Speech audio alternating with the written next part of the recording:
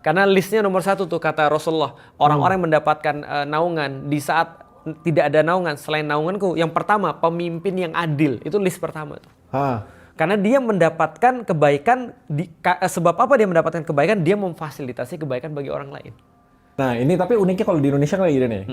Ini jadi kayak saking multidimensinya, dia dikasih amanah sebagai pemimpin. Tapi dia bukan masalah mau atau nggak mau. Ternyata nggak bisa. Bisa atau tidak bisa. Benar. Ternyata nggak bisa. Seandainya dia mau nih mencegah ini semua.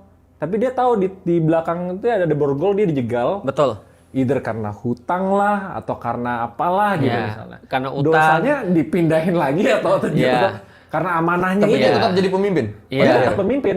Betul. Tapi dia tahu betul dia mau benerin nih. Tapi dia nggak bisa. Oh, sebenarnya dia udah sosok yang baik ya. Anggaplah. Iya, anggaplah. Dia pengen ngebenerin ini, tapi dia nggak bisa karena di belakangnya banyak yang menjerat dia. Pertanyaan yang menarik. Terus gimana? Pertanyaannya apa? Pertanyaannya kalau gitu dia tetap menanggung dosa yang sama atau enggak? Atau dosanya dioper lagi ke orang yang menjegal dia? Pertanyaan yang menarik.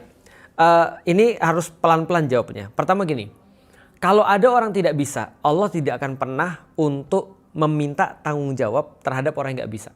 Contoh misalnya ya, ada seorang bapak harusnya dia menafkahi anaknya, tapi ternyata bapaknya nggak punya 2 tangan.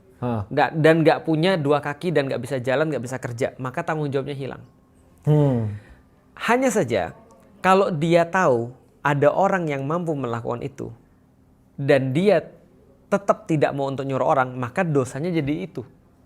Jadi dosanya adalah karena dia tahu sebenarnya harusnya melakukan apa tapi tidak melakukan. Tapi balik lagi, ngerinya tanggung jawab itu ya, kita nggak usah bicara agama ya. Ngerinya tanggung jawab itu adalah bapakku dulu pernah bilang gini. Kalau kamu mau jadi pemimpin, kamu harus siap untuk makan yang terakhir, kenyang yang terakhir, dan lapar duluan. Itu adalah konsekuensi lu jadi pemimpin. Karena there is no other choice. Karena orang nggak bisa terima pemimpin itu kenyang duluan. Karena menjadi pemimpin filosofinya adalah karena lu siap untuk berkorban daripada yang lain.